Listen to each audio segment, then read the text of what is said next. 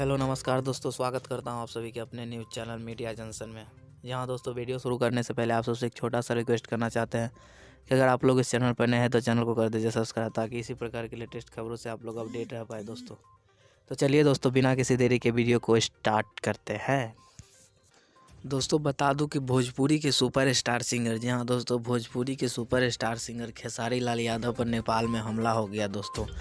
वहीं बता दूं दोस्तों, खेसारी लाल यादव पर जब हमला हुआ था अक्षय कुमार, जी हाँ दोस्तों, बॉलीवुड के सितारे अक्षय कुमार लाइव आकर बताए जो हमले के पीछे बहुत बड़ा षड्यंत्र है। जी हाँ दोस्तों, अक्षय कुमार खेसारी लाल यादव के सपोर्ट में आए और उन्होंने बोला है कि जो लोग ऐसा किया उसको छोड़ेंगे नहीं।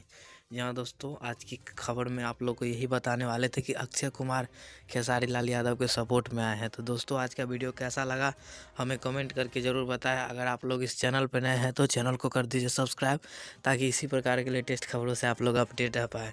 तो चलिए दोस्तों, मिलते हैं किसी अगले वीडियो में किसी अगले नए टॉपिक के साथ।